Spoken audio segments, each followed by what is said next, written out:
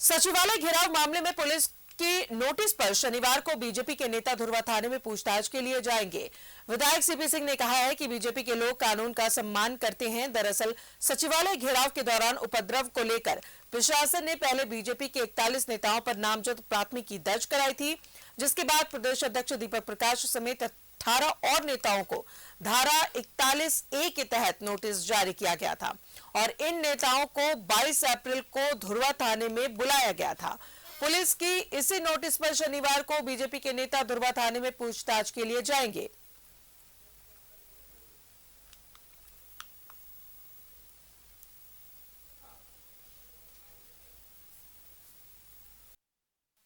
हमें तो कानून को मानने वाले लोग, कानून से बढ़कर कोई नहीं होता है ना। तो हमें मिला है 22 तारीख को बुलाया गया थाना में, बिल्कुल जाऊंगा और अपनी बात को रखूंगा। हमसे जो पूछे जाएगा मैं उसमें सहयोग करूंगा।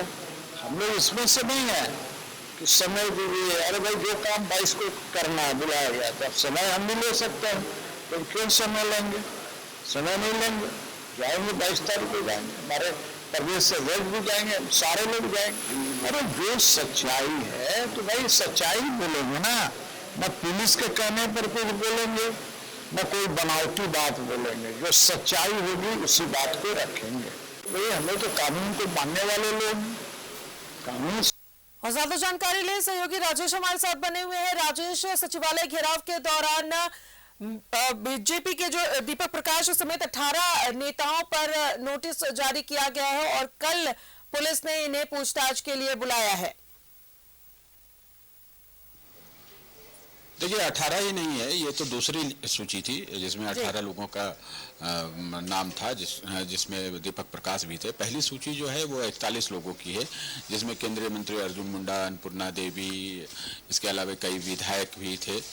दूसरी सूची में दीपक प्रकाश का नाम आया था और भी कई लोगों का नाम आया था। तो ऐसे में देखें सभी लोग कल जाएंगे, सभी लोग में कितने लोग जाएंगे, लेकिन रिप्रेजेंटेशन तो देना ही होगा, चूंकि नोटिस सर्व किया गया है थाने की ओर से।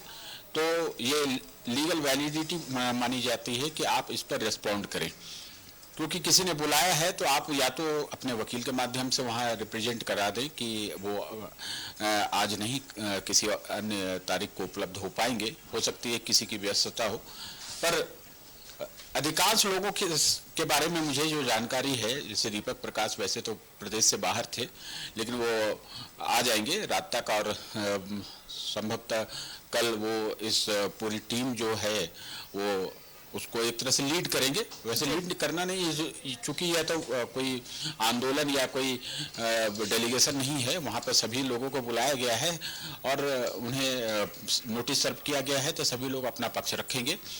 अब देखना होगा धुर्वा थाना में क्या तैयारी की है। वहाँ पर पुलिस पदाधिकारियों को ये लोग बताएंगे कि उन्हें जो नोटिस दिया गया है उसमें क्या सच्चाई है, वो थे या नहीं थे। क्योंकि पुलिस का आरोप है कि पुलिस या प्रशासन का आरोप है, इसलिए FIR दर्ज की गई कि जो सचिवालय घेराव कार्यक्रम 11 अप्रैल को हुआ था, उस दौरान सब कुछ शांतिपूर्वक था और जुलूस ये घेराव कार्यक्रम की इजाज़त तो दी गई थी, लेकिन धुर्वा गोलचक्कर के पास वहाँ बैरिकेडिंग कर दी गई थी और उससे आगे बढ़ने की किसी को इजाज़त नहीं थी। 144 की धारा भी लगाई गई थी। तो ऐसे में 2-3 चीज़ें होती है, जो अगर 144 धारा इम्पोज किए हुआ है तो वहाँ पर आप 5 या 5 से अधिक लोग नहीं रह सकते। लेकिन ये तो पूरा जत्था था, हजारों की संख्या में बीजेपी के लोग थे। एक वायलेशन ये हुआ, दूसरा ये कोविड का भी उसमें प्रोविजन लगा दिया गया है, चूंकि इतनी भीड़ भाड़ ये थी, इस कारण से ये इलीगल है। सबसे बड़ी बात है कि उस समय जो पत्थरबाजी हो गई, पत्थरबाजी के उपरांत लाठीचार्ज पुलिस को करना पड़ा। तो बीजेपी नेताओं का साफ तौर पर कहना है कि उनकी ओर से शांतिपूर्वक ये कार्यक्रम निष्पादित किया जा रहा था, लेकिन पत्थर चलाने वाले लोग कोई अलग होंगे और उनकी पहचान प्रशासन जो है कर रहा है बीजेपी के कार्यकर्ताओं के रूप में। तो जाहिर सी बात है, अगर प्रशासन ने फुटेज के आधार पर कुछ तय किया है तो संभवतः उसके पास साक्ष्य होंगे, नहीं तो जो पूछताछ के क्रम में ये लोग बताएंगे कि वे कहाँ थे, नहीं थे। क्योंकि पुलिस प्रशासन की ओर से जो वीडियोग्राफी हो ही रही थी, इसके अतिरिक्त जितने मीडिया कर्मी थे वो सभी लोग थे और सभी मीडिया चैनलों में ये सारी चीज़ें आई हैं। तो सारी इसलिए कोई एक्सक्यूज नहीं चल सकता कि कोई अगर शांत तरीके से बैठा हुआ है तो वो क्यों एक्यूज्ड होगा इस मामले में। लेकिन आप गौर करने वाली बात है जिस पर बीजेपी के नेताओं को आपत्ति है कि केंद्रीय मंत्री अर्जुन मुंडा और अन्नपूर्णा देवी ये दोनों उस घेराव कार्यक्रम में नहीं थे, लेकिन उनका नाम इसमें शामिल है। उधर प्रशासन का जो तर्क आया है पर्दे के पीछे से वह यह है कि इंस्टिगेट करने का भी आरोप है कि मंच से भी कहे कि हमें सरकार को घेरना है, सरकार विफल है, ये है, उकसाने का आरोप है।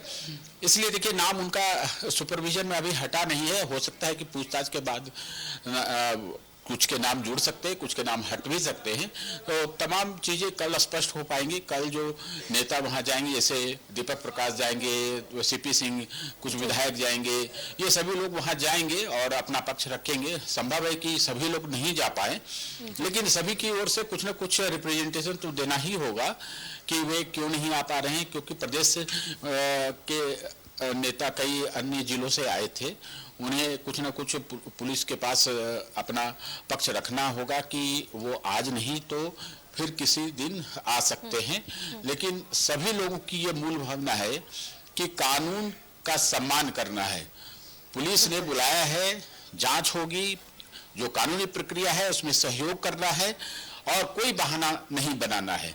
इसलिए सभी लोग कल जा रहे हैं। कल 11 बजे सभी लोग ध्रुवा थाना परिसर पहुंचेंगे। दीपक प्रकाश होंगे, सीपी सिंह होंगे, नवीन जायसवाल होंगे और भी कई नेता होंगे, ये सभी लोग वहां पहुंचेंगे। राजदा, चलिए बहुत बहुत शुक्रिया आपका राजेश तमाम जानकारियों के लिए। तो कल इन्हें ध्रुवा थाना में पुलिस के द्वारा नोटिस दिया गया है, पहुंचने के लिए कहा गया है। अब जितने भी नामजद हैं उन्हें जाना होगा और सीपी सिंह को भी हमने सुना कि कानून का सम्मान करते हैं और अगर पुलिस ने बुलाया है तो जरूर जाएंगे।